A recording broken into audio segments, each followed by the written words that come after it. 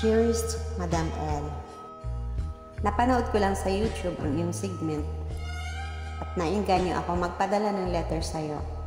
Baka sakaling mapanood at mapakinggan ito na isang babaeng minahal ko ng sobra na higit pa sa buhay ko. Mula kasi nung magkamalay ako, si Lolo lang ang nakagisnan kong magulang at siya ang nagtiyagang nagtaguyod at nagpalaki sa akin. Maaga ding nabalo si Lolo dahil si Lola ay namatay sa high blood at mula noon, hindi na ito nag-asawa pang muli. Sa akin na lang binungos ang kanyang atensyon at pagmamahal. Caretaker si Lolo, Madam L, sa isa sa mga mayayamang pamilya dito sa Davao. Malawak na niyugan at mga alagang baka ang kanyang mga inaalagaan. Ang kasama namin sa bahay na sa Tio Robel ay katuwang din ni Lolo sa pamamahala, lalo na sa bakahan at sa taniman ng mga pinya.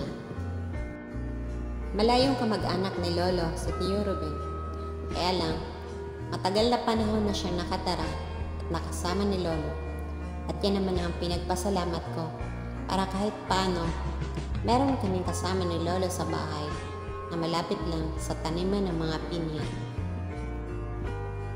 Matagal na panahon nang nanilbihan si Lolo sa mayaman niyang mga amo, kaya siya na ang pinagkatiwalaan sa pamamalatad sa bakahan at pinyahan.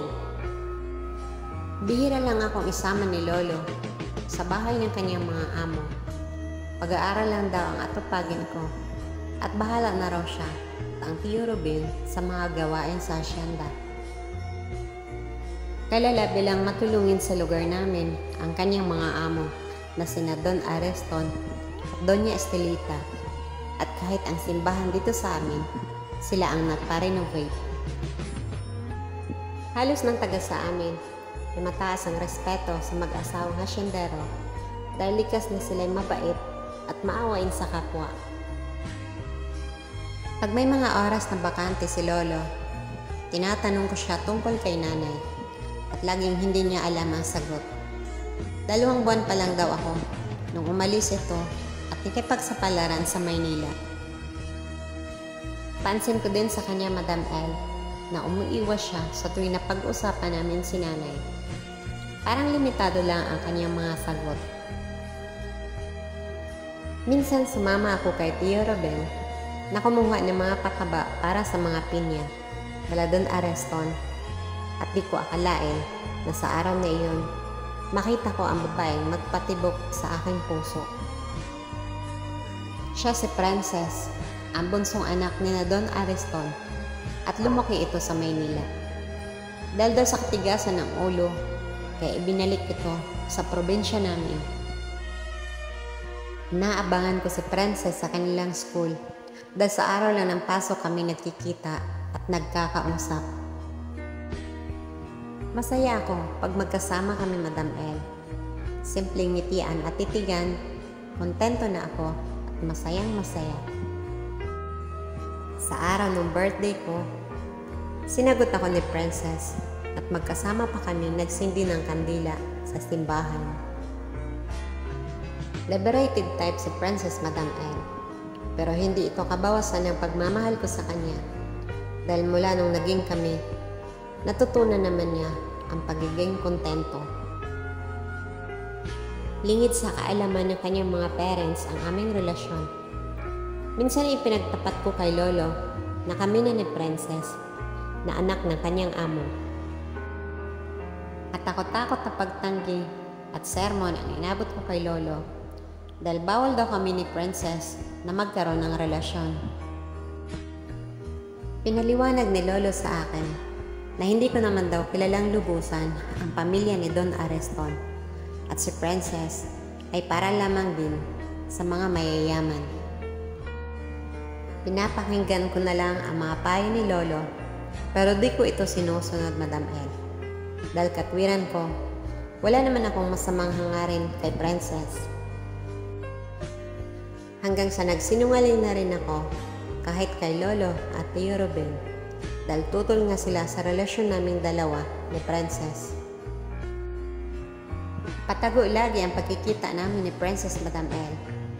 Ayaw din naman kasi niyang malaman din ng parents niya na kami ng dalawa.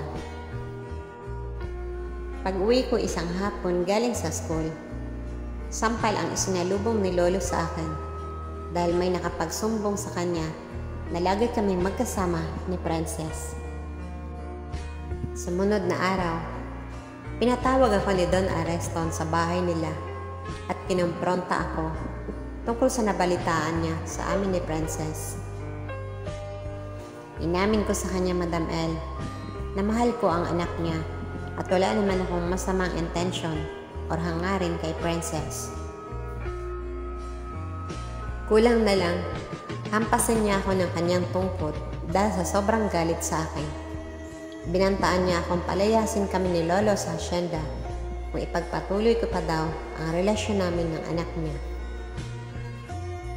Magmula noon, halos hindi na ako makalapit kay Princess dahil dinagdagan ni Don Areston ang mga bodyguard neto at todo higpit ang pagbabantay nila. Sa sobrang desperado ko na, Madam L, naisipan kong magpadala ng sulat kay Princess sa pamamagitan ni Tio Ruben. Agad naman nag-respond si Princess sa sulat ko, kaya twice a week na kami rin nagpapadala ng sulat sa isa't isa. Lumipas sa mga araw, gabi na, pero wala pa din si Tio Ruben ko at halos inumaga kami ni Lolo sa pag-aantay sa kanya. Bago magpananghalian, may isang taga-kabilang lugar na dumaan sa amin at nagbalita na meron daw siyang nakitang taong nakahandusay malapit lang sa amin. Agad naming itong pinuntahan ni Lolo at nakita namin na si Tio Ruben pala ang walang malay na nakahandusay sa daanan. Dinala agad namin siya sa ospital dahil sa sobrang bugbog na tinamo niya. Ilang araw muna ang lumipas bago namin siya nakausap at sinabi niyang si Don Areston daw ang nag-utos sa mga tao na ito para bugbugin siya. At nalaman ko dahil pala sa mga sulat na pinadala ko sa kanya, kaya siya pinabugbog ng Don. Gusto kong sugurin si Don Areston sa kanila para kumprontahin ito sa ginawa nila kay Tio Ruben. Hindi makatarungan ang ginawa nila sa tiyo ko. Pinigilan ako ni Lola, Madam L, sa gusto kong pagsugod sa bahay nila Don Areston dahil wala daw akong magagawa sa dami ng mga bodyguard na to at baka makasuhan pa daw ako ng trespassing. Galit ako sa mag-asawang Don at Doña Esteleta dahil sa kalupitan nila sa tiyo ko at kay Princess. Napagtanto kong totoo pala ang mga sinasabi ni Lolo sa akin na hindi ko pa pala kilalang lubusan ang pagkatao nila. Magmula nung mangyari kay Tio Ruben ang pambubugbog, hindi na ito pinayagan pang magtrabaho sa asyenda. Kaya si Lolo na lang ang nagpatuloy na mamahala sa asyenda del Mau. Pag-uwi ko galing sa school, nagulat na lang ako at nasa bahay namin si Princess at umiiyak. Umalis na daw siya sa kanila dahil sa sobrang higpit daw ng mga parents niya sa kanya. Mabuti na lang at wala si Lolo ng mga oras na yon, kaya dinala ko muna si Princess sa barong-barong namin na nasa tabi ng sapa. Nagkausap kami ng masinsinan, Madam L, at dito sinabi ni Princess sa akin na hindi na raw siya babalik pa sa kanila at para hindi daw kami madamay ni Lolo, sa barong-barong namin na lang daw siya titira. Nilihim ko kay Lolo ang usapan at naging desisyon namin ni Princess, Madam L, dahil alam kong magagalit at hindi ito papayag sa gusto namin ni Princess. Nag-aalangan din ako, Madam L, sa desisyon ko dahil alam kong madadamay si Lolo ko pag nagkataon na malaman ng Don ang pagtago ko sa anak nila. Iba yung pag-iingat ang ginagawa ko para lang walang mahaalam na nasa barong-barong namin nakatira si Princess. Sa tuwing galing akong school, Pumupuslit akong magpunta kay Princess at dinadalhan ko siya ng pagkain at mga pangangailangan sa araw-araw. Isang gabi, nagulandang na lang kami sa sunod-sunod na katok sa pintuan. Pagbukas ni Lolo, agad na pumasok ang mga tao ni Don Areston at hinalubhog ang bahay. Hinahanap si Princess. Nagbanta pa ang Don na mananagot daw kami pag hindi nila makita si Princess. Kinabahan ako, Madam El. Sigurado akong alam na ng mga parents ni Princess ang pagkawala niya. Hinausap ako ng masinsinan ni Lolo kung may alam daw ba ako sa pagkawala ni Princess. Pero naglihim ako sa kanya, Madam El.